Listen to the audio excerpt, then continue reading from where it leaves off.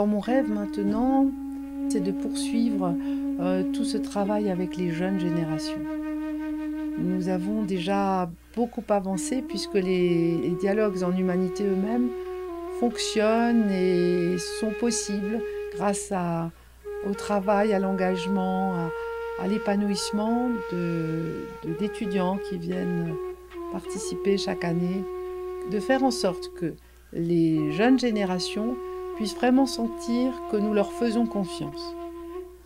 Mon rêve, c'est vraiment de démultiplier cette démarche-là ou de relier cette démarche-là à toutes les autres qui sont déjà en cours aujourd'hui et de les mettre au service de ces défis auxquels l'humanité est confrontée, mais de façon spontanée, de façon autogérée, de façon dynamique, de façon aussi structurée à certains moments, parce qu'il y a des moments où il faut faciliter, accompagner et faire en sorte que les choses soient possibles. Mais nous sommes vraiment dans une démarche au service. Pendant longtemps, on disait que le développement durable, c'était les générations futures.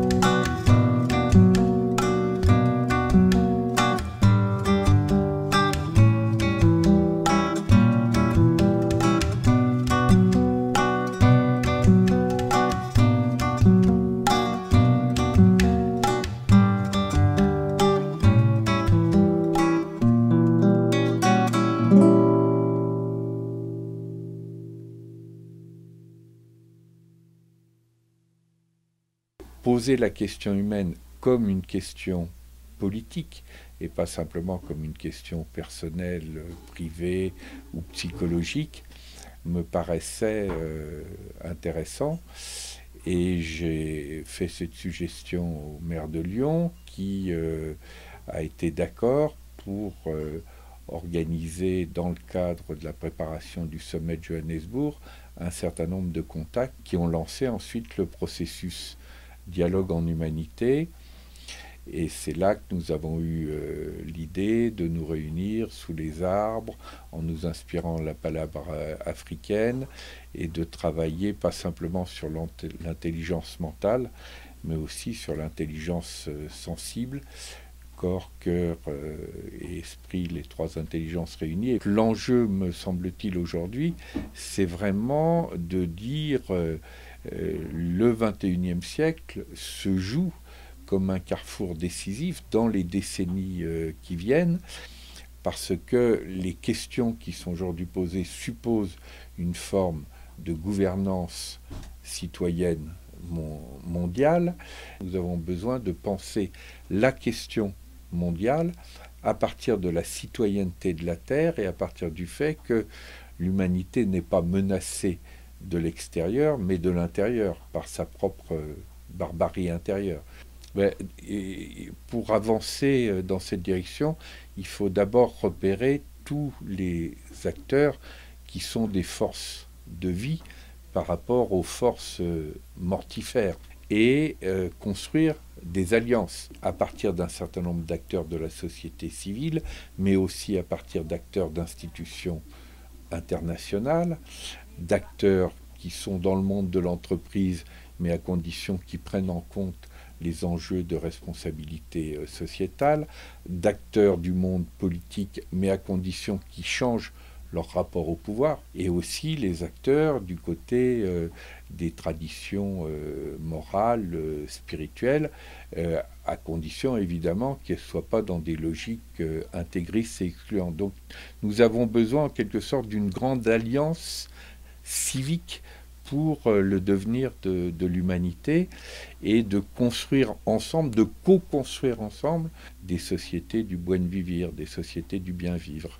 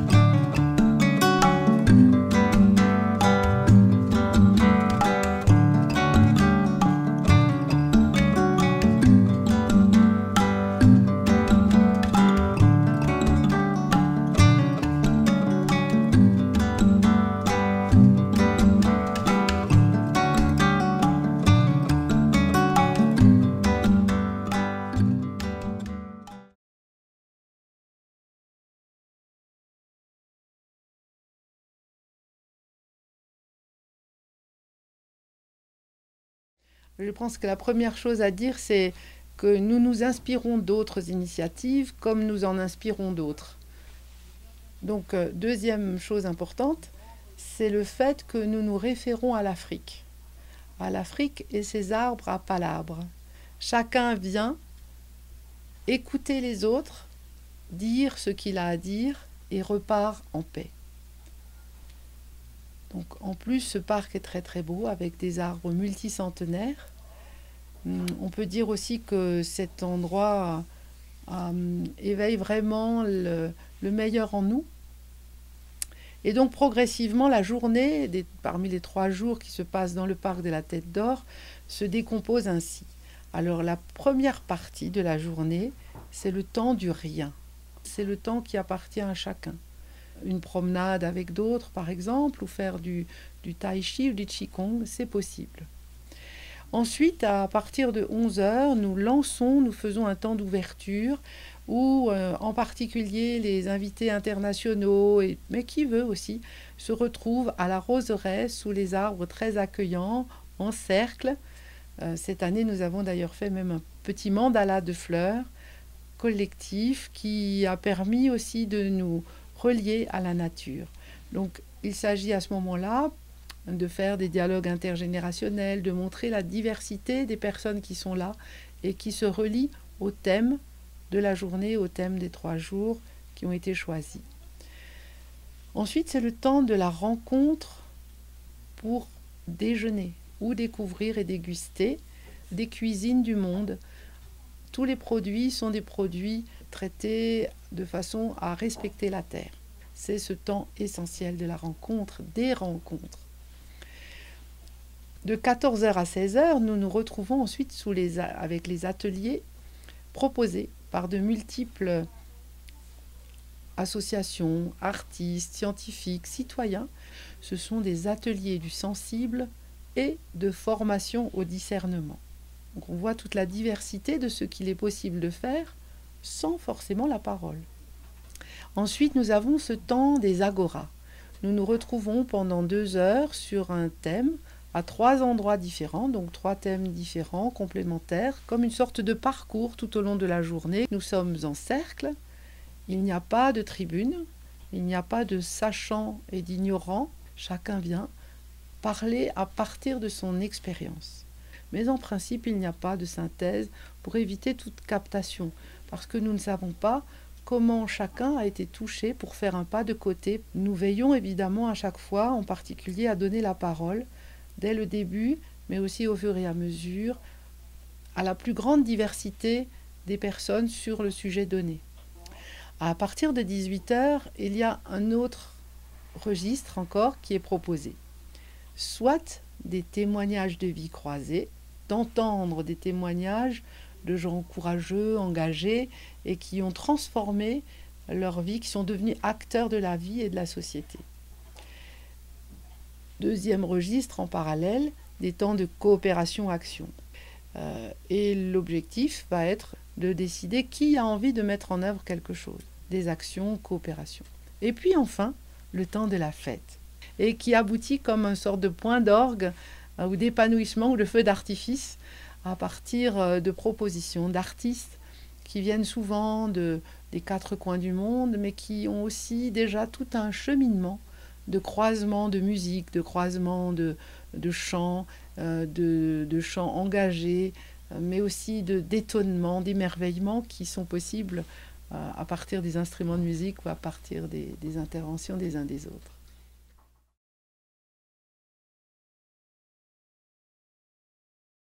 The February Dialogues is the main activity of Dialogue on Humanity in India, though we have all through the year we have integrated the spirit of the dialogues in all the other activities. But the February Dialogues brings together maybe about 100 people from different parts of the world, a lot from India, but maybe about 30% from other parts of the world. And the last few years there has been a focus on sustainable development in the context of climate change. So we integrate sustainable development in the context of climate change, but also with issues related to spirituality, religions. How can spiritualities and religions deepen the process of transformation? I think it's maybe important to underline the fact that we are not only talking about problems outside us, but we are also concerned with personal change and personal transformation, because without that we cannot achieve the larger political objectives.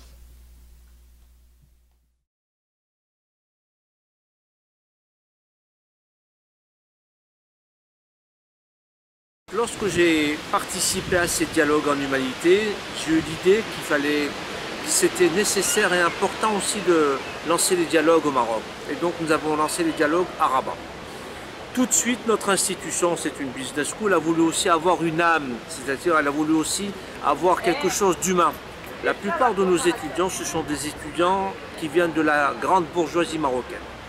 Et donc dans le cadre de leur formation, c'est réellement de la finance, du marketing, ce sont réellement des matières qui sont très importantes dans leur cursus, mais il manquait quelque chose d'humain. Et dans le cadre de leur formation, nous avons mis des cours de philosophie, des cours de sociologie, des cours qui étaient interdits. Il y a de ça durant la période de Hassan II. Pendant 40 ans, tout ce qui était sciences sociales, c'était vraiment des matières qui étaient vraiment interdites dans notre pays. Et on a voulu réellement donner de l'âme à notre formation. Et à côté de cela, notre institution gagne beaucoup d'argent. C'est une institution privée. Et donc on s'est dit, on est dans un pays en développement et qu'il était important de partager un peu ce capitalisme. On a voulu réellement humaniser ce capitalisme. Et comment on a humanisé? Nous avons dans un premier temps lancé ce qu'on appelle l'université citoyenne. Ce sont des cours, séminaires, dans tout domaine, de la gestion, de l'art, de la culture, de l'anthropologie, de la sociologie. Ce sont des cours gratuits qui sont offerts à tout un chacun. On a le plombier d'à côté, le mécanicien, le boucher, le fonctionnaire, le retraité qui viennent s'inscrire. Donc ce sont les premiers inscrits, les premiers servis. Et donc ce sont des cours qui se passent de janvier jusqu'à mars. Au niveau de nos centres à travers le Maroc, parce que nous avons 6 centres, on reçoit à peu près dans les 4000 personnes. D'autres éléments, on organise aussi des dialogues en humanité. Donc chaque année, il y a une thématique. Et les thématiques qui tournent sont souvent autour de la religion, parce qu'on est de plus en plus dans l'intolérance. Par exemple, l'année dernière, c'était quel avenir pour les religions? Nous avons ramené un musulman, un chrétien, un juif et un bouddhiste, et nous avons voulu réellement faire un dialogue interreligieux.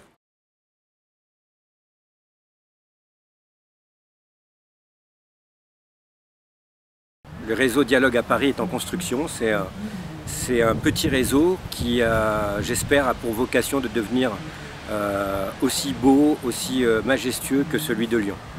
Le focus cette année, il va se baser sur un hommage à Albert Jacquard, qui est un grand ami des dialogues, où on va essayer de reprendre un peu ses propos, ses combats, ses idées, pour montrer à quel point c'était un visionnaire et que toutes ces théories humanistes, il les a prouvées aussi scientifiquement. C'est pour ça qu'il a écrit L'éloge de la différence. Ça a été un des premiers scientifiques à expliquer qu'il n'existe pas de race, sauf une race, la race humaine. Et après, il existe des cultures différentes, des positions sociales différentes, mais qu'il n'y avait qu'une seule race. Et que, où qu'on naisse, partout dans le monde, quand on est un être humain, on peut devenir ce qu'on rêve de devenir. C'est possible. Je vais reprendre un peu les grands propos de Albert, qu'il expliquait qu'au XXe siècle, c'était un siècle de guerre, alors qu'on avait la technologie, les moyens et la philosophie pour passer à une autre époque, à un monde de paix. Après-guerre, il y a eu des grandes institutions comme les Nations Unies qui se sont créées. Il faut qu'on continue à aller dans cet état d'esprit, dans cette culture, ou sinon on va gâcher le XXIe siècle. Et le XXIe siècle, on a des outils qui sont beaucoup plus catastrophiques en termes de destruction que ce qui existait au XXe siècle. Ne faisons pas l'erreur. Ne faisons pas l'erreur. Chacun, c'est de nos responsabilités. Chacun, on peut faire quelque chose. Quand on croit qu'on ne peut pas, c'est qu'on s'est déjà tiré une balle dans la tête. On s'est suicidé. Donc ne jamais s'auto-exclure d'un combat. Il faut le mener, car quand on mène le combat, on a toutes les chances de le gagner. Si on ne le mène pas, on est sûr de perdre.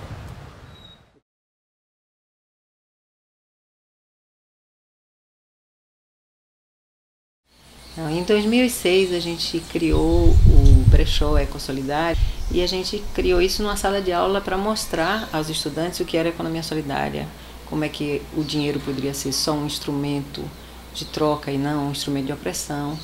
E esse evento foi crescendo, se tornou um evento urbano na cidade, envolvendo ONGs, instituições, pessoas dos mais diversos tipos.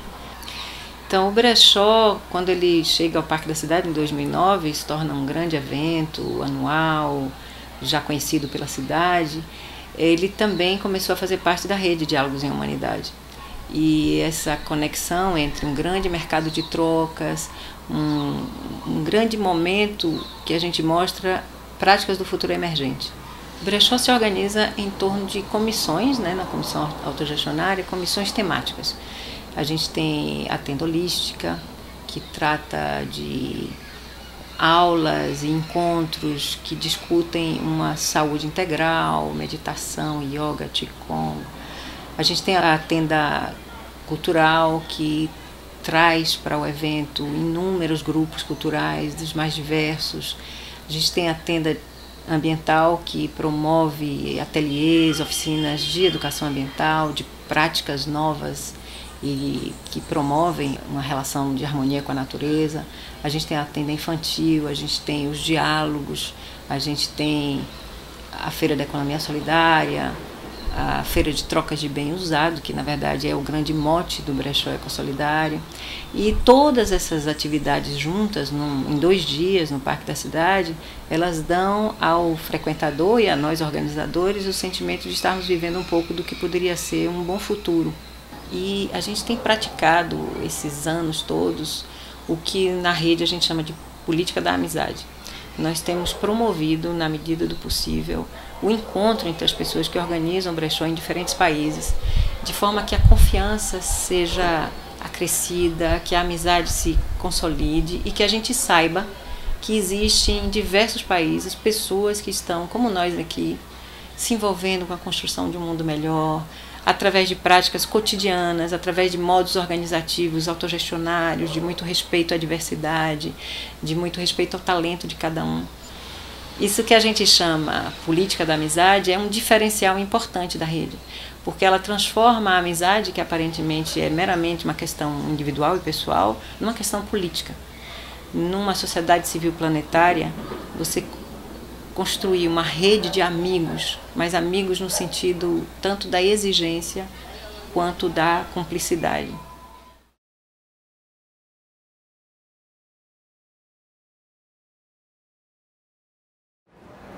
J'ai découvert que les contes chez nous, c'était un outil d'éducation. On passait par les contes pour raconter, donner des modes de vie aux enfants, des règles de vie.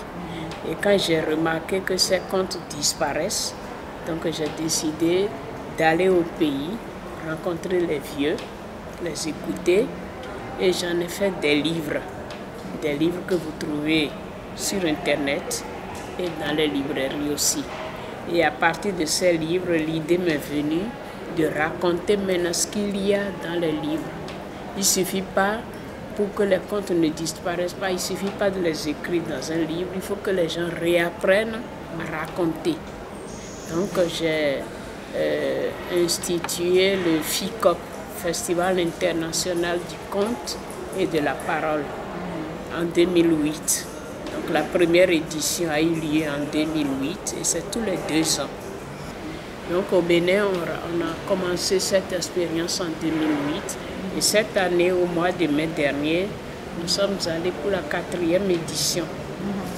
Et là, il y a eu un début de reconnaissance du gouvernement parce qu'ils ont envoyé le ministre de la Culture pour l'ouverture. Donc il était là. Il y avait aussi un ancien ministre de la Culture qui était le parrain de l'événement. Donc il y a eu beaucoup de beau monde et les gens ont bien aimé. Donc voilà, je suis bien contente que cette idée de faire renaître les contes commence vraiment à faire son chemin. Et puis c'est aussi une façon de rencontrer d'autres peuples. J'ai eu l'occasion dans le cadre des dialogues en humanité d'aller en Éthiopie. Donc quand moi je vais dans les dialogues, j'observe, j'écoute et après je raconte. Et là, c'est la pluie qui a tout gâché. Sinon, dans les ateliers, les agoras, j'aurais pu être là, écouter ce que les gens se disent et trouver un conte qui va avec l'histoire. C'est pour ça que je suis là, pour être dans les agoras, les ateliers, écouter et raconter quelque chose qui va avec.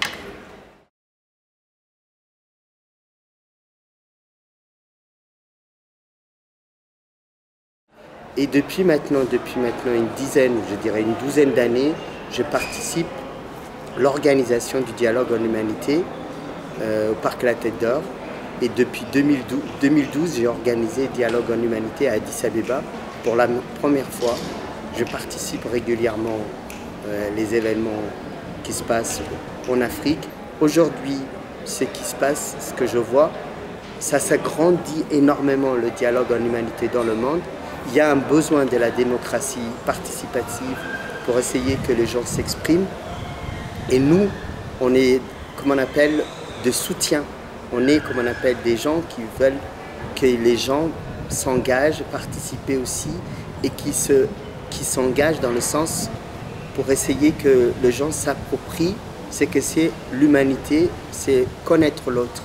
Et c'est ça que j'aime bien dans le dialogue en humanité.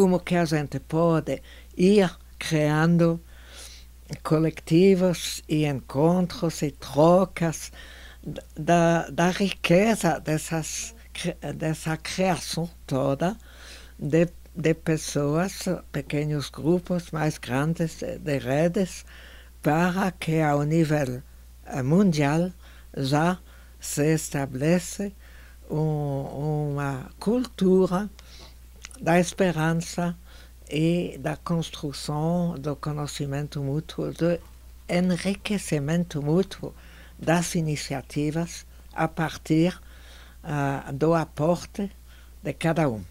É por isso que insisto muito sobre isso, da reciprocidade, porque a gente pode aportar a partir da sua experiência e também recebe dos outros.